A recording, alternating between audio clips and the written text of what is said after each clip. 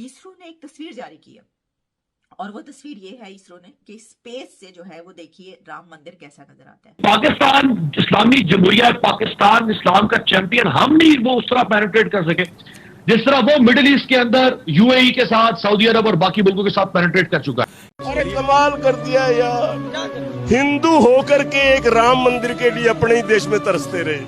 ऐसी बेवकूफ जनता आपको वर्ल्ड में नहीं मिल सकती, वर्ल्ड में नहीं मिल सकती ऐसी बेवकूफ जनता। और उसको भड़ो पुचकार के सबको सेट कर करा के उसने राम मंदिर बनवा दिया। हिंदुस्तान तो बोलता तो है ही है, बट वो एक्शन करता है। सो इंडिया के अंदर अगर उनका वजीर आजम ये कर रहा है तो that is there national interest. अभी तक तो हम देख रहे थे कि चंद्रयान 3 के इमेजेस आ रहे थे, आदित्य L1 सूरज का जो मिशन है उसके, लेकिन अब इसरो की तरफ से राम टेम्पल के इमेजेस जारी किए गए हैं। हम जब भी जाते हैं मांगने की बात ही करते हैं ना जी।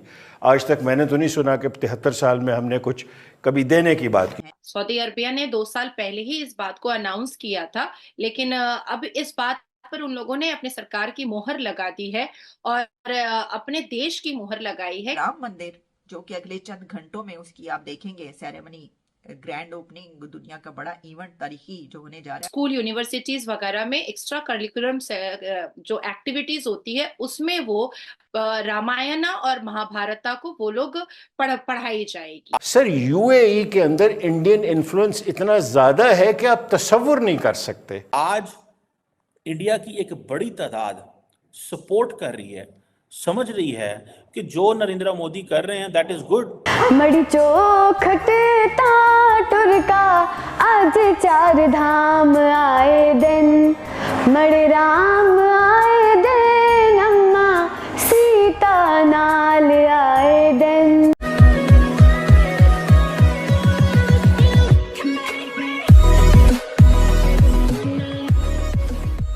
नमस्कार दोस्तों, बधाई हो, मंदिर बन चुका है, मतलब कि प्राण प्रतिष्ठा हो चुकी है और मतलब कि इसका डिस्कशन सारी जगह पर हो रहा है, पूरी दुनिया से विशेष आ रही है।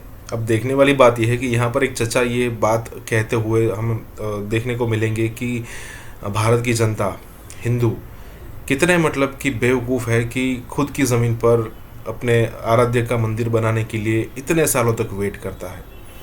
अगर वो चाहते तो मतलब अगर वायलेंस वाली सिचुएशन को यहाँ पर आगे करते तो जितने भी हमारे मंदिर, हज़ारों मंदिर हैं, वो सभी आज वापस आ चुके होते। और इवन अंग्रेज़ का जो काल था, अंग्रेज़ के जब वो गुलाम थे तभी आ चुके होते। उसके बाद चलो मान लीजिए कि 1947 तब तो बन ही जाना चाहिए था, जैसे सोमनाथ बन गया था। लेकिन पता नहीं ये कौन सा सेक्युलरिज्म का कीड़ा है जो हमें रोक लेता है। यहाँ पर यही बात हो रही है, तो इसी के साथ ये वीडियो शुरू करते हैं।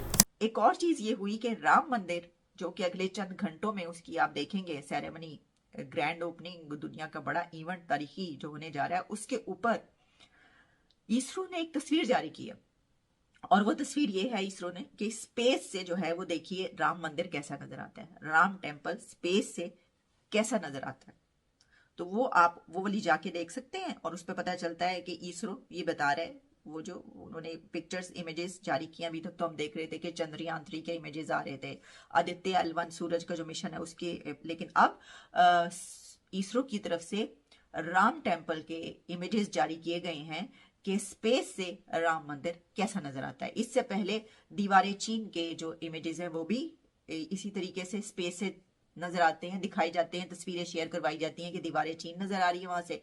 और इसके अलावा मक्का और काबा के जो हैं वो भी इमेजेस इसी तरीके से वायरल होते रहे हैं कि स्पेस से ये कैसे नजर आते हैं। बल्कि यहाँ तक कहा गया कि वो वहां पर चांद पर जब कोई उतरा था तो उसने सबसे पहले नील आर्मस्ट्रांग ने जो आवाज सुनी थी उसने कहा था मैंने अजान की आवाज सुनी है वहां पर चांद पर। तो पता नहीं वहां पे अजान कौन दे रहा था। अच्छा, अजान से अब ये याद आया कि ज़ैद हामिद साहब जो हैं वो ये कह रहे हैं कि जनाब, बल्कि उन्होंने एक शेयर करवाई हुई है किसी की वीडियो या कुछ ऐसा, उन्होंने कहा कि भाई ये मुझे ये कह रहे कि ज़ैद हामिद ने ये कहा है कि ईरान को गजा बनाकर दम लेंगे हम। अंदाजा करें, आप जरा सोचें कि ये जो स्टेटमेंट है इसका स्पेक्ट्रम कितना वास्ट है, कहां कहां तक फैला हुआ है। कि एक तो आप ये कह रहे हैं कि गजा को जो है ढेर बनाया गया है तो हम ईरान को ये बनाएंगे, तो आप खुश हो रहे हैं कि गजा के साथ ये किया गया, आप इसलिए कह रहे हैं। और दूसरा ये कि क्या पिद्दी का शोरबा, तुसी की ईरान दे नाल करना है, तुसी ठहर जाओ 2 मिनट, ना करें आप इस तरह की बातें ना करें। ज़ैद हामिद साहब, इसकी वजह यह है कि ना पैसे हैं लड़ने के लिए। जंग लड़ने के लिए उस वक्त जंग लड़ी जाती है जब पैसा होता है, जब लोग आपके साथ होते हैं, जब दुनिया आपके साथ होती है। ना दुनिया आपके साथ है, ना पैसा आपके पास है, ना आपकी जेब भरी हुई है, खाली जेब के साथ हैं। आपने किससे किससे लड़ना है? अपनी वो जो आप तलवारें लेके प्रैक्टिस कर रहे होते हैं अपने लॉन में, बैकयार्ड में, वो वाली आपने तलवार पकड़ के ईरान जाना लड़ने के लिए। ज़ैद हामिद साहब, आप ना करें प्लीज़, माफ़ कर दें पाकिस्तान को, इंज दी गल्लां ना करो। गुस्से में आकर वो ईरान ने पहले ही वो ईरान ने किया, ये खबरें चल रही हैं जनाब कि उन्होंने सबसे बड़ी जो एक्सरसाइज है ना वो शुरू कर दी है अब पाकिस्तान के बॉर्डर के पास। ईरान सबसे बड़ी फौजी मशक़ें अब ईरान ने पाकिस्तान के बॉर्डर के साथ स्टार्ट कर दी है। ऐसे वक्त में इस तरह की मशकों का स्टार्ट होना, इससे क्या पता चलता है कि ठहर जाओ तुसी अच्छी दसने हैं वगैरह वगैरह, इस तरह की चीज़ें चल रही हैं कि वो कह रहा है कि नहीं हम तो निचल्ला नहीं बैठ रहा वो। तो इस सिचुएशन में ज़ैद हामिद साहब जो हैं ये बता रहे हैं कि जनाब जो ईरान का ना वो सीधा हम तो ईंट से ईंट बजाने हैं, है जी। वो जैसे दिल्ली पे झंडा उन्होंने लहराना है वैसे ही ईंट से ईंट भी बजानी है। समझ रहे हैं आप क्या कह रही हूँ मैं? एग्जैक्टली।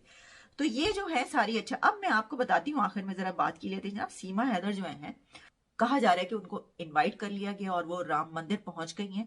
उसकी इनविटेशन उनको रिसीव हुई, उन्होंने बड़े खुश दिल के साथ उसको कबूल किया उन्होंने, सीमा हैदर ने। और राम मंदिर की इनॉग्रेशन के लिए उनको इनवाइट किया गया सीमा हैदर को, और वो वहां पर पहुंच गई और वहां पर वो भजन गाती हुई नजर आई।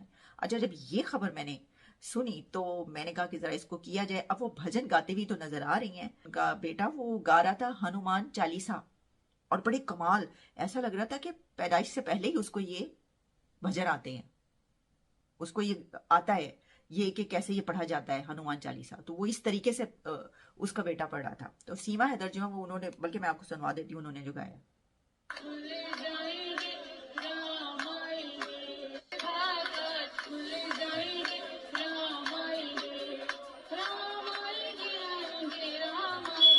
सो हमें प्योरली इसको देखना चाहिए अपने नेशनल इंटरेस्ट में। हमारा नेशनल इंटरेस्ट क्या है?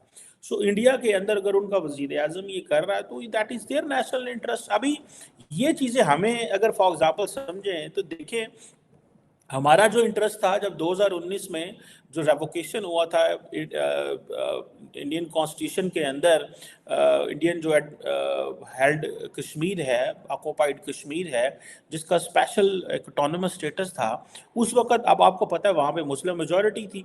तो ये एक चीज़ मौजूद थी, एक मतलब हमारा उसमें इंटरेस्ट था, हमें बोलना चाहिए उसमें, ठीक है। लेकिन जब मजहब की बात आए तो मैं समझता हूँ मजहब को एक वो दे देना चाहिए। दूसरा एक तो नरेंद्र मोदी साहब की 2-3 बड़ी इंपॉर्टेंट चीज़ें हैं जिनको, एक तो ये था कि 2019 में जो उन्होंने कश्मीर के हवाले से चेंजेस की, फिर जारी बात है उन्होंने 2020 में सिटीजनशिप लॉ जो है उसके हवाले से काफ़ी ज़्यादा पाकिस्तान, बांग्लादेश और अफगानिस्तान का था, उसके हवाले से थी। सो मैं समझता हूँ ये चीज़ें जो हैं इसमें हमें अपने इंटरेस्ट के हवाले से देखना है।